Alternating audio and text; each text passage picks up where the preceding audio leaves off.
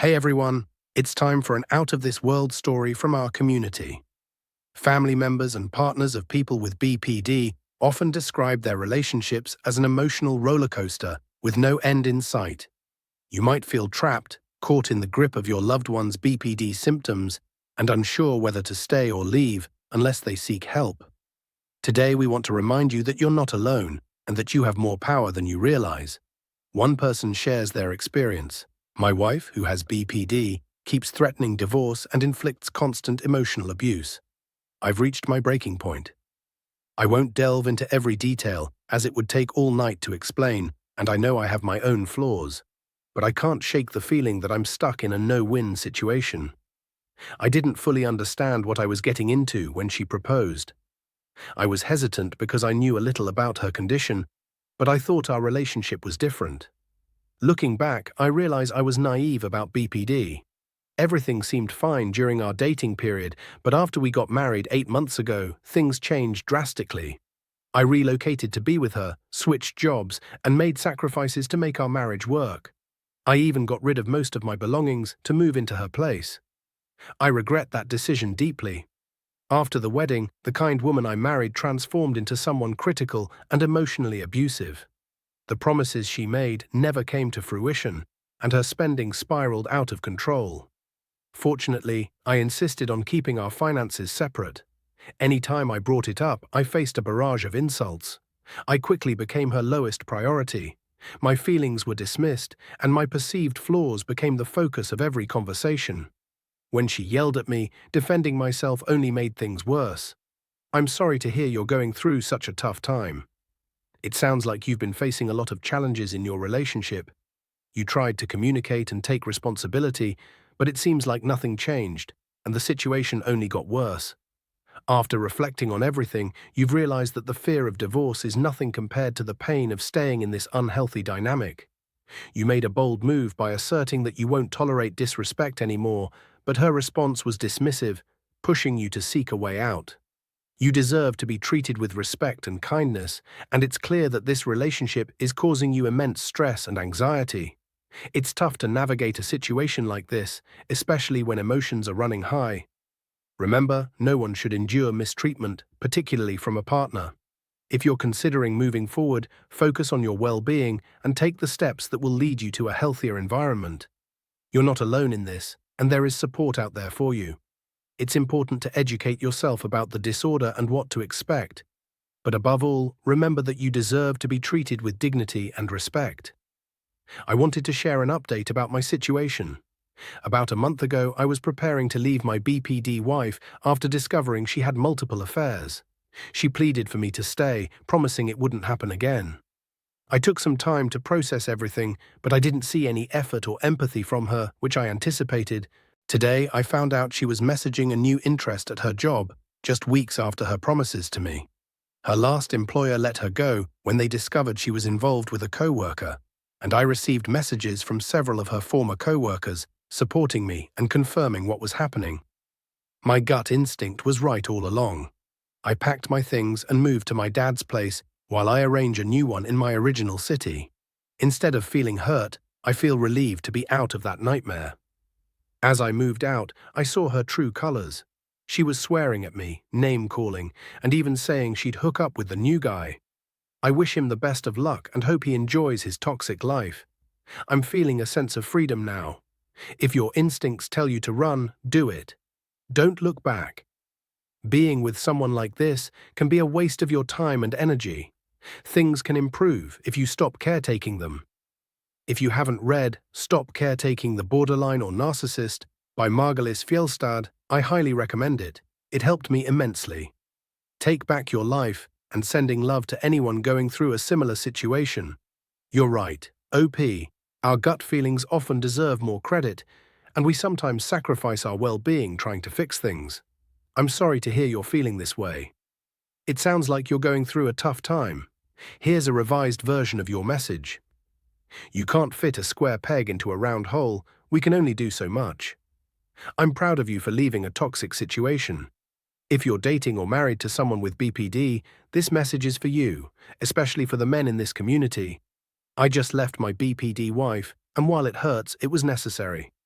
Whether you have kids or not, you need to recognize that they often prioritize their own feelings over yours. They may claim to love you, but it's usually followed by accusations of being mean, rude, or abusive. You cannot change how they perceive you, and no amount of effort can stop their feelings of abandonment. It's impossible to be there for someone 100% of the time, while also managing their emotional outbursts, especially when it takes a toll on your own well-being, job, friendships, and personal needs. This is a no-win situation. You will always feel wrong in their eyes, and your self-esteem will suffer as a result. These individuals often cannot give you even a fraction of what they expect from you. You are a human being with legitimate needs, and those needs will likely go unmet. The love you felt at the beginning was not genuine. It was a fantasy they created. Logic and conversation won't help them understand your feelings or needs. Remember, you can't fix them, and it's not worth sacrificing your own happiness. If you truly love her, understand that she may seek fulfillment elsewhere once she realizes you don't match her fantasy. No matter how hard you try, you can't meet those expectations, and the more you attempt to do so, the more resentment will build.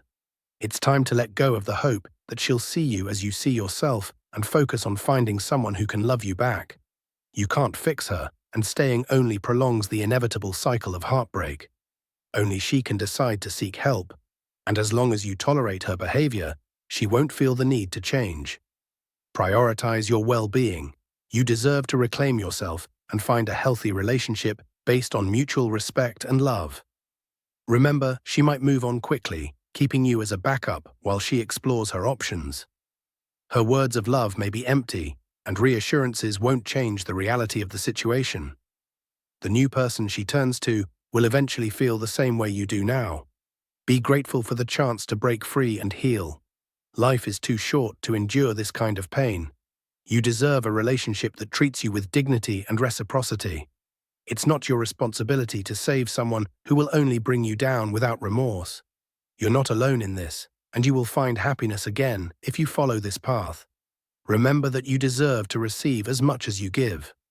I hope this message helps even one person avoid the pain I've experienced. If you need to talk, feel free to reach out. You've got this. Here's a rewritten version of your text. We often feel compelled to help and fix others, even when they're hurting us, and in the process, we can lose ourselves. It's crucial to remember that you can't pour from an empty cup. If you're feeling stuck while ruminating on a relationship with someone who has BPD, know that there's a wealth of advice available on how to move forward. I want to share some insights based on my 20 years of experience in adult relationships, particularly after recently ending a marriage with someone with BPD due to infidelity. Here are the steps I took to reclaim my sense of self and build my self-esteem and boundaries. Recognize your responsibility. Understand that you are not responsible for who they are or what they did. Their actions are not your fault, regardless of any mistakes you may have made. Own your role. If you found yourself caught in a cycle of toxicity, acknowledge your part in it. Reflect on your behavior and work to change it so you don't repeat the same patterns in the future. Avoid the victim mindset. Accept that you were victimized, but don't let it define you. Adopting a victim role may seem comforting, but it doesn't lead to positive outcomes. It can attract further negativity and set you up for future pain. Set boundaries. Consider cutting off all contact, block them on social media, or better yet, take a break from social media altogether. Prioritize your mental health and well-being. These strategies have helped me immensely, and I hope they can provide you with a path forward as well.